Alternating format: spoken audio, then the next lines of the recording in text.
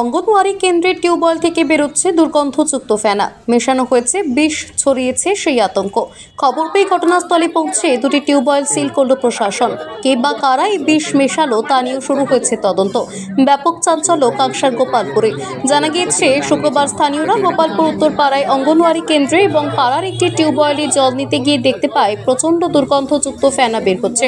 মনে হচ্ছিল ধানের পোকা মারার বিষাক্ত ওষুধ। এই ঘটনা জানাজানি হতেই গোটা এলাকা জুড়ে ছড়িয়ে যায় আতঙ্ক। খবর দেওয়া হয় স্থানীয় গোপালপুর গ্রাম পঞ্চায়েতে আর কাকসা থানার পুলিশকে। তড়িঘড়ি ঘটনাস্থলে পৌঁছয় পুলিশ এবং কাকসা থানার পুলিশ। 3টি টিউবওয়েলই সিল করা হয়। অঙ্গনওয়াড়ি কেন্দ্রের কর্মী রানু শেঠ কর্মকার বলেন, আমরা যখন অঙ্গনওয়াড়ি কেন্দ্রে আসি তখনই জানতে পারি এই ঘটনা।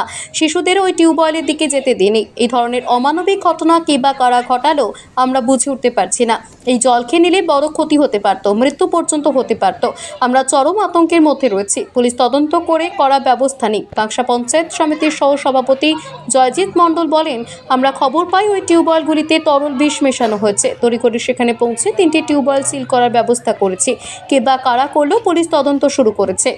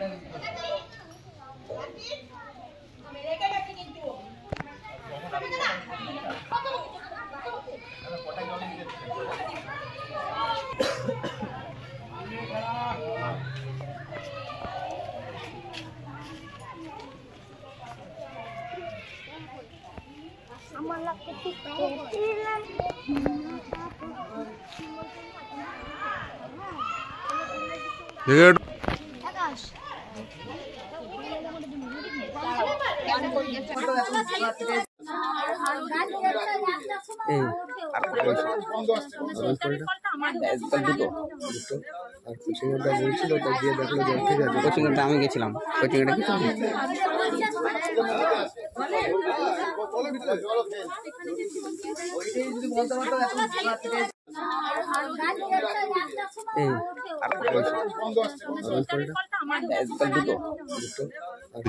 সকালবেলা দেখা গেল যে কল থেকে খুব ঘোলা ঘোলা জল বেরোচ্ছে, শুধু দুধের মতন হালকা সাদা আর বিচ্ছিরি গন্ধ, মানে ধরা যাওয়া যাচ্ছে না, এত গন্ধ।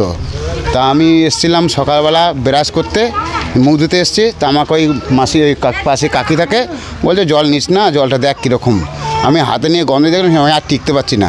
আমি ঘরে চলে গেলাম, গিয়ে ঘরে গিয়ে আমার কুয়ো আছে, কুয়োর জল থেকে মুখটা ধুলাম। তারপর তো লোককে বলা হলো, পঞ্চায়েত থেকে বলো, পঞ্চায়েত এসছে, পুলিশ এসছে, এসে দেখে কলটাকে সিল করে দিয়ে গেছে। পাশেই অঙ্গনওয়াড়ি স্কুল, এখানে বাচ্চাদের রান্নার জল নেওয়া হয়, রান্না করা হয়। তারাও মানে নেয়নি জল, তারা পাশের বাড়ি সাবমার্শাল জল আছে, সেটা দিয়ে রান্নাবান্না করেছে। কটা কল সিল করা হয়েছে? কল আমি যা শুনলাম 3-4টে কল এরকম সিল করা হয়েছে। কে বা কারা করেছে? এটা পঞ্চায়েতের লোকে করেছে। না না, আমি বলছি এইভাবে কে মেশালো? এবার কে মেশালো আমি কি করে জানবো বলুন? আমি তো সকালবেলা ঘুম থেকে উঠে এই দেখছি। আতঙ্ক মানে বিশাল আতঙ্ক। এখানে খেলে পরে মানে কত লোক যে মারা যেত, কি হতো বলা যাচ্ছিল না।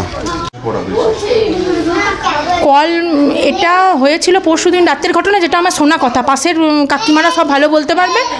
আমাকে এখান থেকে ফোন করা হয়েছিল যে কলের মধ্যে রাসায়নিক কোনো পদার্থ দেওয়া হয়েছে, এবং সেটা এসে স্পটে কলটাকে বন্ধ, মানে বস্তা দিয়ে বেঁধে দেওয়া হয়েছিল। কিন্তু তারপরে আমরা এসে পরে দেখলাম, তখন বাচ্চা আসেনি স্কুলে, এসে দেখলাম অন্য সব পঞ্চায়েত সমিতির মেম্বার বা থানা থেকে লোক এসেছিল, প্রধান উপপ্রধান, আমাদের সিডিপিও ম্যাডামও এসেছিলেন। তখন ওই হ্যান্ডপাম্পের কল টেপা হচ্ছিল, তখন দেখা গেল যে জলটা ফেনা আকারে পড়ছে এবং প্রচুর দুর্গন্ধ বেরোচ্ছে, মানে কেমিক্যাল জাতীয় গন্ধ সেটা বেরোচ্ছে। সমস্যা এলাকাবাসীদেরও সমস্যা হচ্ছে, স্কুলেরও সমস্যা হচ্ছে। পাশের বাড়িতে সাবমার্সেল আছে, তারা স্কুলকে কোঅপারেট করছে। হ্যাঁ, এইটুকুনি।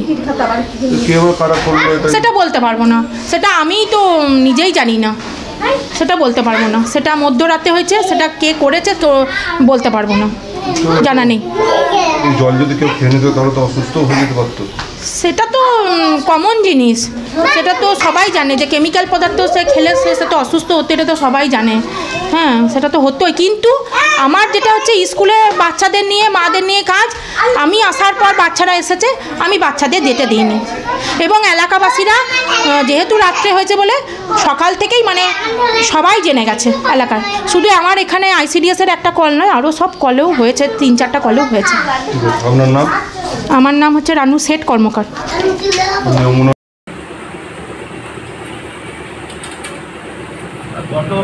গত পরশু রাতে গোপালপুর উত্তরপাড়ার 2-3টি চাপ কলে কিছু অজ্ঞাত পরিচয় ব্যক্তি কিছু তরল বিষ জাতীয় পদার্থ মিশিয়ে দেয়।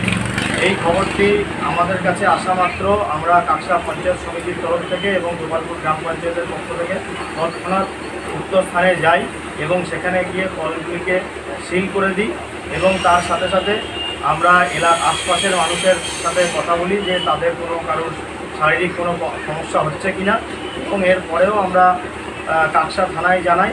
তৎক্ষণাৎ থানা থেকে পুলিশ এসে সকলের সাথে কথা বলে এবং আমরা মেডিকেল টিমকেও খবর দিয়েছি, তারাও এসে তাদের পরীক্ষা নিরীক্ষা করে গেছে। তো আমরা চাই যে যারা এই ঘটনার সঙ্গে যুক্ত তারা দ্রুত ধরা পড়ুক, শাস্তি পাক, কারণ এই ধরনের ঘটনা সত্যিই খুব নিন্দনীয়। আর এই ধরনের ঘটনা যাতে ভবিষ্যতে না ঘটে তার জন্য আমরা সজাগ থাকবো এবং যা ব্যবস্থা নেওয়ার সেটা কাকসা পঞ্চায়েত সমিতি, গোপালপুর গ্রাম পঞ্চায়েত এবং পুলিশ প্রশাসনের মাধ্যমে নেওয়া হবে। কাকসা থেকে সনাতন গড়াইয়ের রিপোর্ট, সংবাদ 9।